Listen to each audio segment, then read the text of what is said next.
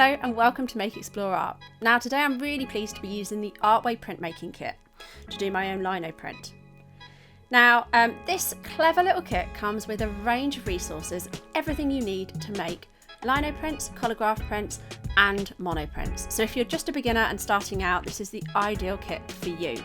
Today I'll just be showing you how to use the lino part of it, but even then I'm only using 1/4 of the block, so that gives you more scope to make more than one lino print or cut certainly, and then make hundreds of prints from it.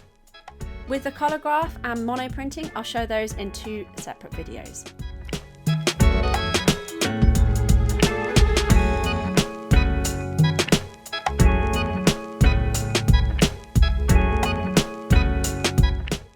I have a oil pastel design of a collection of sweets, which I'm going to trace using tracing paper. Now, if you're not sure how to trace, I've got another video, so just check that out, and that will show you the tracing process. All you do is trace the largest shapes. Here I'm using a ruler so that I can get an accurate outline shape, so that I know how I can then transfer that onto the lino itself. So to trace, you carefully use a pencil to go around all of those shapes very neatly and accurately for your design. Once you finish, the key bit is flipping over your tracing paper so it's now face down and on to your piece of lino. I'm choosing to use the blue soft cut lino, but you could choose the grey lino if you'd like, or if you prefer, because that gives you the flexibility within this kit. Now, using a pencil, again I'm using a ruler just to make sure that's nice and accurate, and carefully going over that line, and you will see that line appear on your blue lino. So for the ease of transferring this image or this design, it will transfer directly onto this lino if you have flipped your page over. Once it's on your piece of lino, I can see mine quite clearly, but yours might be a little bit fainter. This is your opportunity to either continue using pencil to block out some areas that you would like to not cut out, or to maybe use a permanent marker pen to do the same thing. So I'm carefully colouring in areas that I'm not going to cut into using my lino cutting tool.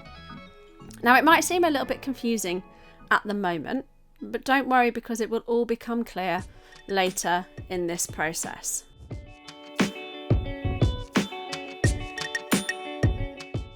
Now let's have a look at your lino cutting toolkit. So inside this white little box is your wooden handle with a wooden stick and all of your little tools for cutting. Now they go on to the end of this wooden handle, and I'll show you first of all how to release the tool. You press the stick in and then it should easily release. And then you can take the stick out while you're using your tool if you'd like to, or you can keep it in just so it's easy removal. Now, the tools themselves have different gouges, and they have a U gouge or a V gouge. Now, the V is for really thin areas and the U is for larger surface areas. But in an area that you are definitely cutting out, so for me that's that largest area, I'm testing out my lino tool first of all, just so that I know how deep I need to go. Make sure you don't go too deep into your lino, because you will just cut through it. You aim to kind of skim the surface away from you. I'm also using a bench hook here. If you don't have one of them, it doesn't matter so much, but always use the tool away from you. As I'm going around my design, I tend to outline the areas that I'm not cutting first of all, and then remove the interior spaces.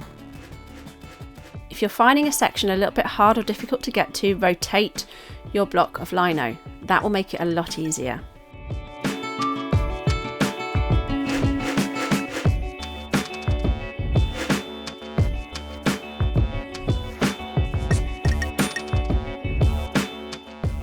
When you get to the edge of your lino cut, you can just make a groove at the edge so that it doesn't protrude so much, because remember, everything that you leave on the lino that you haven't cut into will print. So that's just something to be mindful of.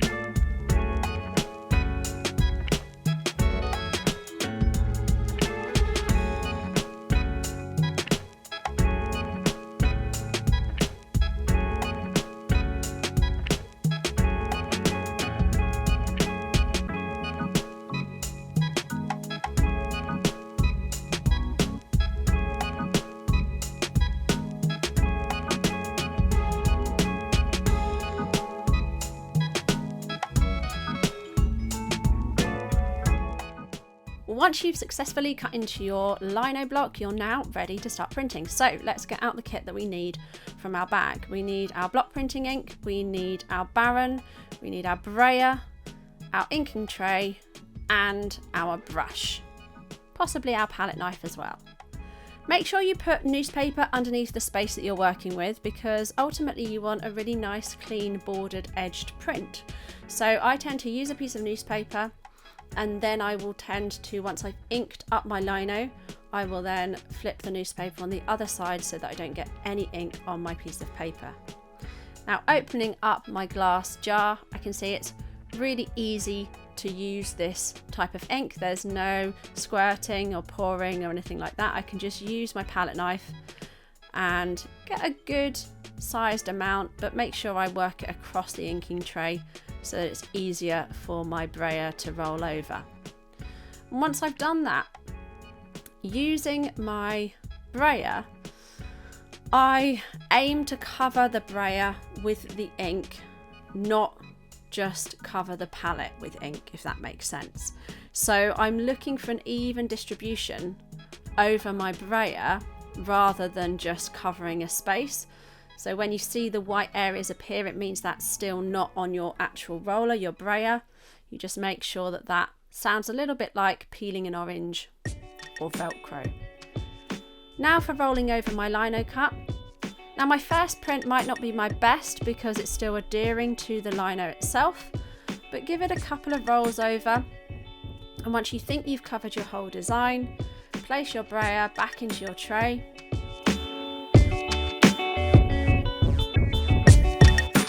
Flip over your newspaper so that you don't have an inky spot underneath. Put your piece of card or paper down, and then place your lino face down in the center of your paper. Some people choose to do this the opposite way round, but this is the way that I like to do it. I don't think there's any right way. I'm using my Baron as well in this way, so I'm just pressing down firmly in the edges of my lino so that I get a nice even print. When I think I've pushed firmly enough, I can then reveal my print underneath. And with any luck, this being the first print may well have printed okay. You can see a few patches, but generally it's an okay print. Now I want to experiment with different colours. So once again, I'm going to be testing out different colours. I already have inked up my lino cut here, and I'm using my Baron again to just press down in the edges firmly and evenly to produce my second print on a pink piece of paper.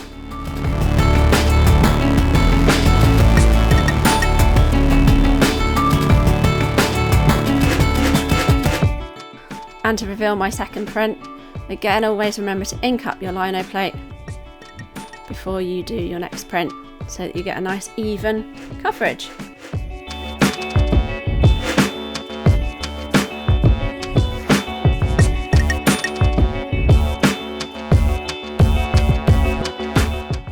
And there you have it, a range of different coloured prints using one piece of lino.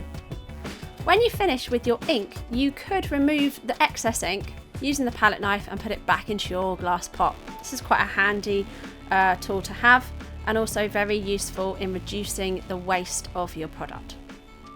I hope you've enjoyed this Make Explore Art video. Please subscribe for more tips, tricks and tutorials, and see you next time.